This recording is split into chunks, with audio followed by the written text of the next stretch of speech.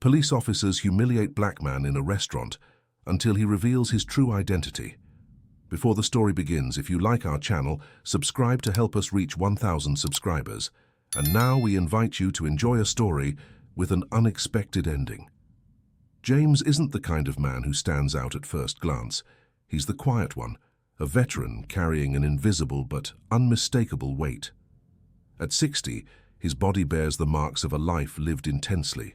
His darker skin, the simply cut grey hair, and those eyes, deep as if holding stories from a world few can truly understand.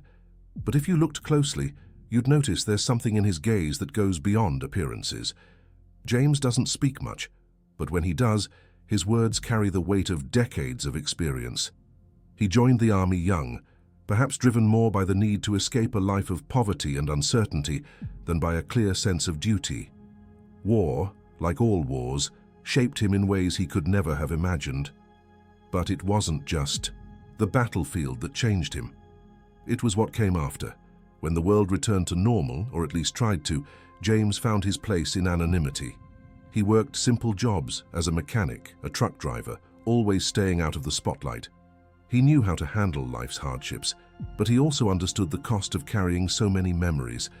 He never boasted about his experiences, nor did he wear his medals of honor like trophies.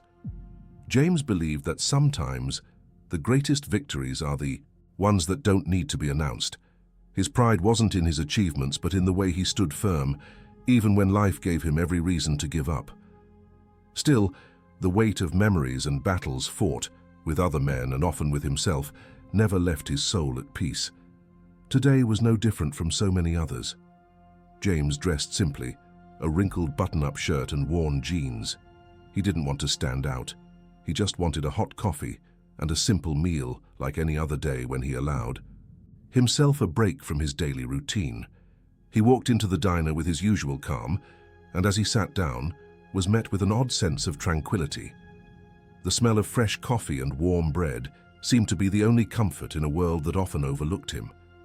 But James knew that normalcy, that fleeting sense of peace, rarely lasted long. He sat down and looked around, observing the people nearby. They weren't young anymore, like he once was, but rather those who had lived through similar lives, who understood the harsh realities and the quiet moments of pain and reflection. What James didn't know was that today, the course of his life was about to take an unexpected turn. Something was about to change. He just didn't know it yet. His hand rested on the table, but within him something was still in motion, a man who, no matter how silent he might be, could never fully hide. He might have been invisible to others, but to himself, he never truly disappeared. The restaurant was bustling that late afternoon, the sound of conversations and laughter filling the air. It was a modest place with worn wooden tables and vintage light fixtures, but it had a familiar charm that drew in locals. James sat at his favorite table near the window, where he could watch the street outside while waiting for his coffee and a simple plate of eggs and toast. He liked it here. In this place, he could just be an ordinary man. Nothing more, nothing less. As he adjusted the frayed fabric cap on his head, something shifted in the atmosphere. The restaurant door creaked open, and two police officers walked in. Both young, full of themselves, their loud voices cutting through the quiet murmur of the room. Their crisp uniforms gleamed under the warm light, and their eyes scanned the space like predators sizing up their surroundings. James barely looked up, accustomed to not drawing attention. He knew what it was like to be judged by appearances, to bear the weight of assumptions placed on him, without anyone truly knowing him. But this time, he felt the heavy stares of the two officers settle on him. One of them, taller and with a sly smirk, nudged his partner, subtly gesturing toward James. "Look at that," the tall officer murmured, just loud enough for everyone nearby to hear. "Another lost veteran. Bet he comes here every day, orders the same thing. Probably just living off routine, waiting for some kind of veteran discount." The two laughed, as if sharing an inside joke. James stayed calm, ignoring the remarks. He knew silence could be sharper than any angry retort, but the tension in the room began to rise.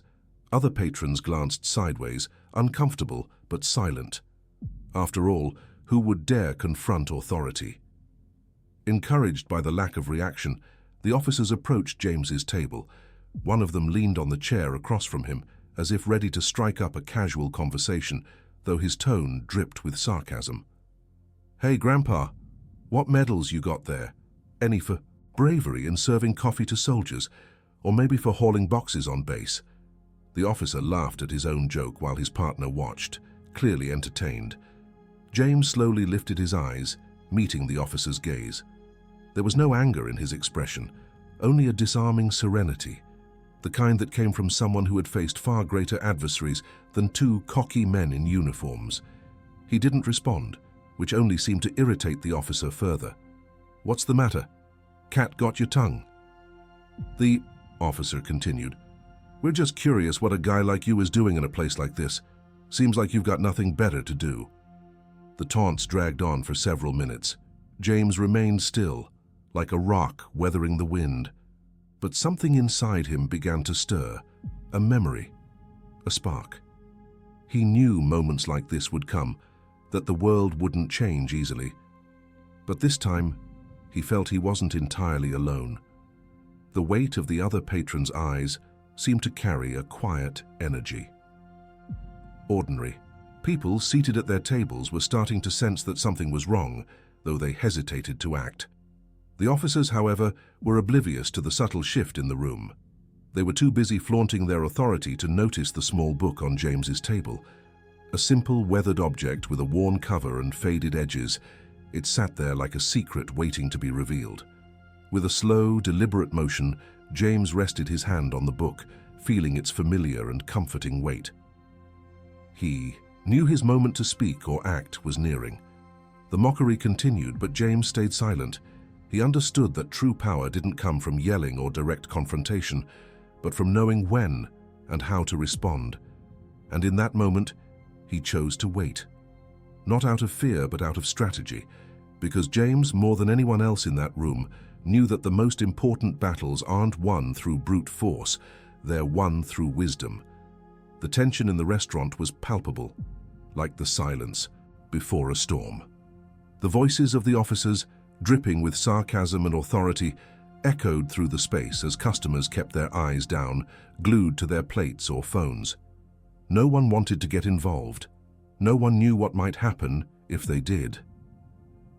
James remained still, seated at his table. His hand rested on the worn book, his gaze fixed on an undefined point as he absorbed everything around him.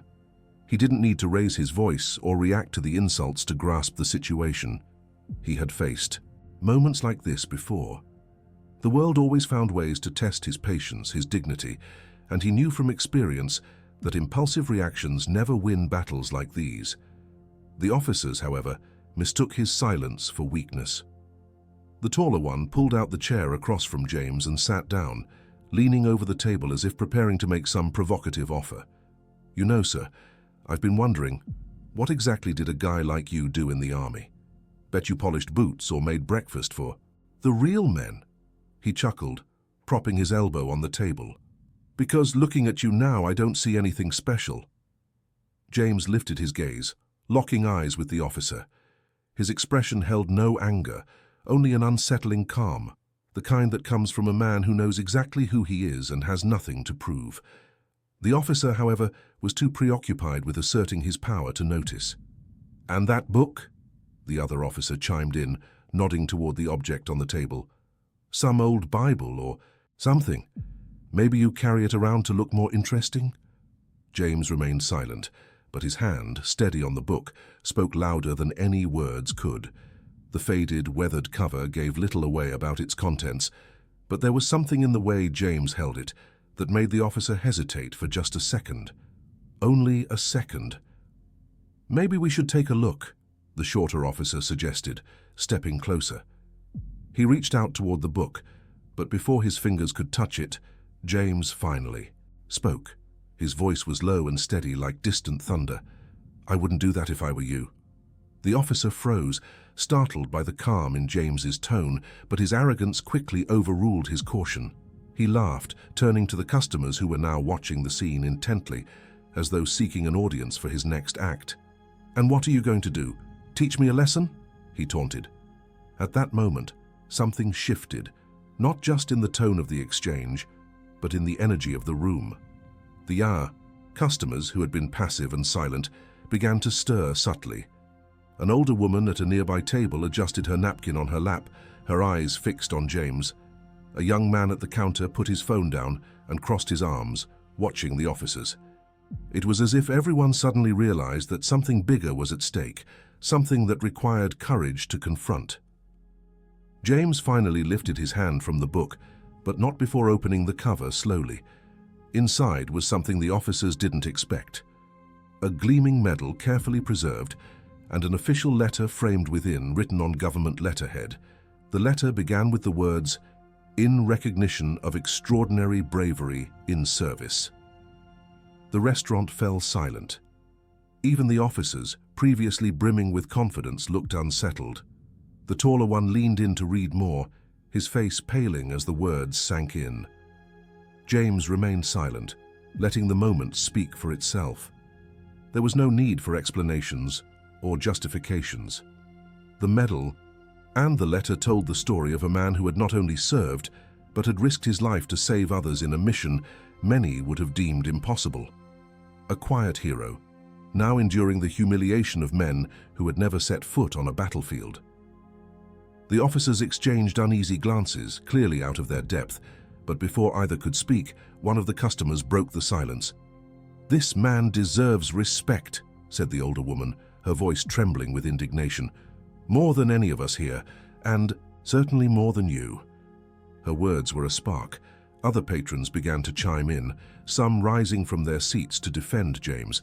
Voices that had been subdued now formed a collective force, a resistance the officers hadn't anticipated. James, however, remained seated, watching the scene with serene eyes. He understood that true power wasn't just in his story, but in the dignity that had inspired others to act. For the first time that day, the officers began to back down. The atmosphere in the restaurant had shifted entirely. The space, once filled with quiet murmurs and the soft clinking of utensils, now pulsed with indignation. The customers, who had initially avoided confrontation, were on their feet, staring at the officers with resolute eyes.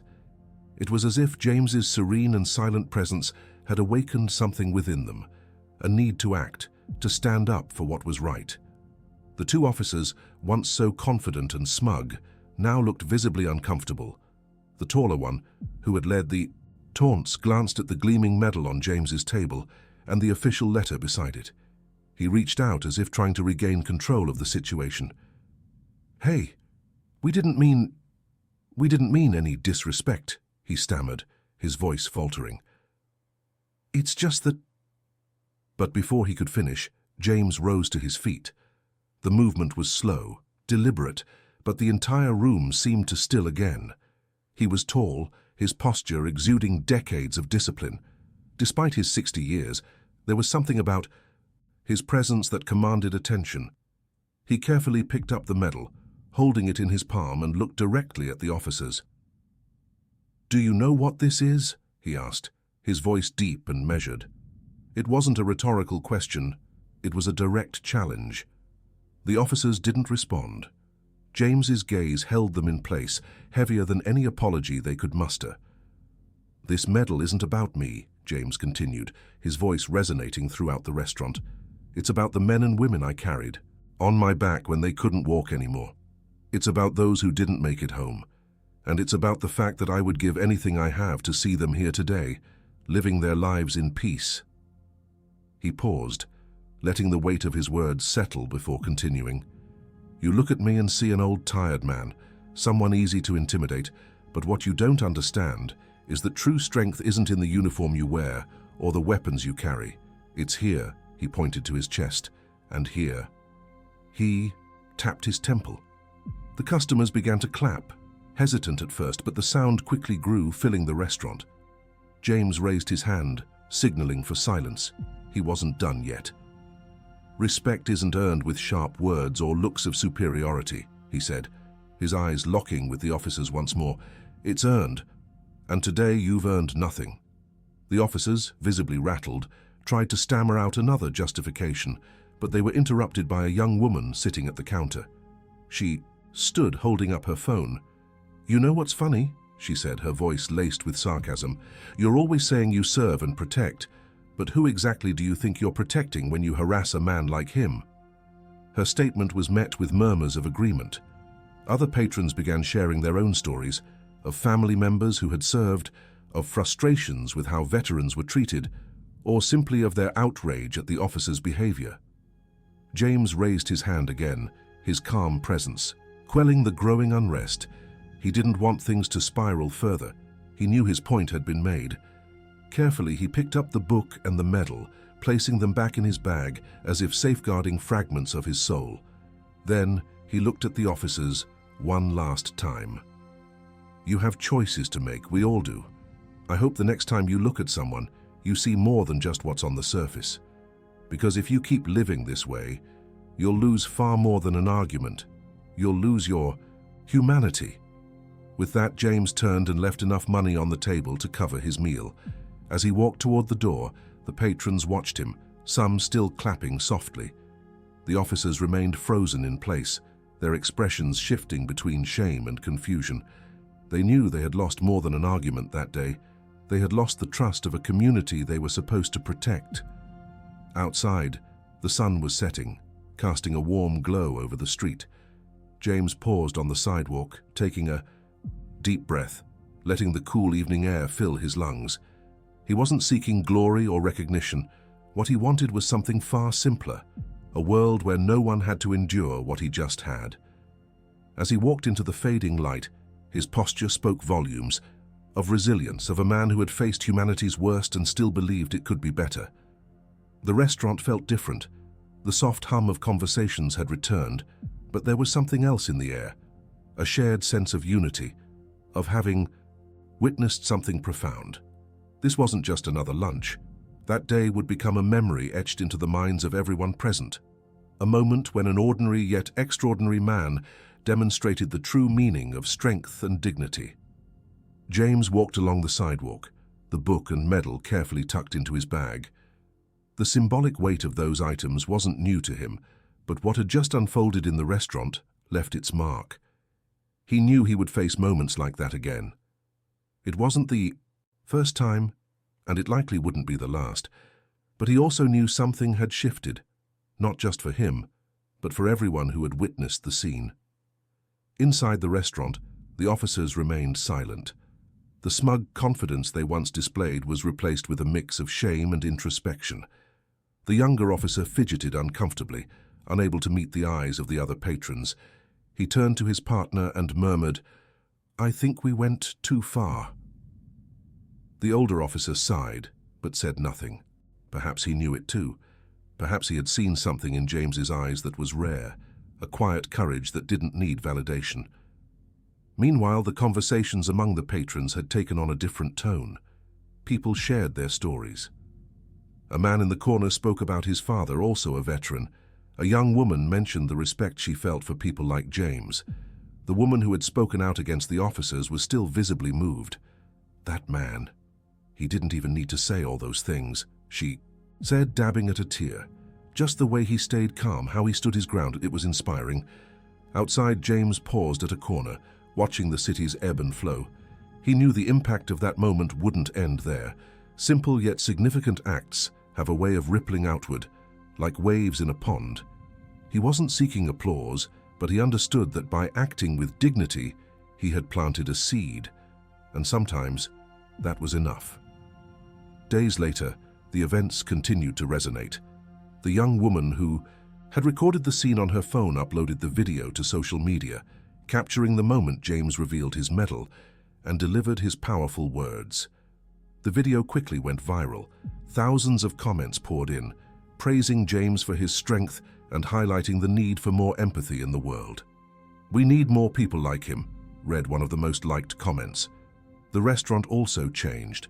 Inspired by the incident, the owners created a small tribute to local veterans.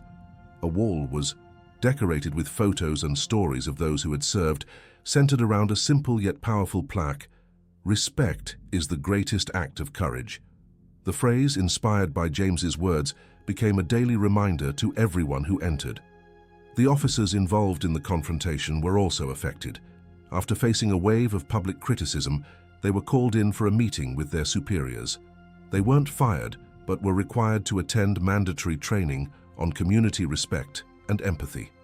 The younger officer in particular seemed deeply impacted.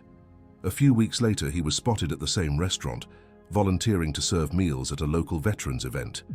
Though he might never have the chance to apologize to James directly, the gesture was his way of trying to be better. James continued with his life as usual. He wasn't fond of the attention the viral video brought, but accepted the gratitude of strangers with a slight nod. For him, it was never about fame or recognition. It was about something larger, the need to remind the world that respect and humanity are the forces that truly hold us together. One afternoon, while walking through a local park, James was approached by a young woman who recognized him. She was shy but determined. "Sir, I just wanted to say that your story inspired me. My dad is a veteran, and I don't think I've ever told him how much I respect him. Thank you for reminding me what's important." James smiled gently, placing a hand on her shoulder. "It's never too late to show respect," he said. "Not just to your father, but to anyone. The world needs it." As James walked away, the young woman stood there reflecting on his words. And so, his impact continued, like a flame that, while small, had the power to light the way for others. In the days that followed, James became a symbol of something greater, a reminder that dignity and respect have the power to transform not just individuals, but entire communities. His legacy wasn't in the medal he carried, but in the lessons he left behind wherever he went.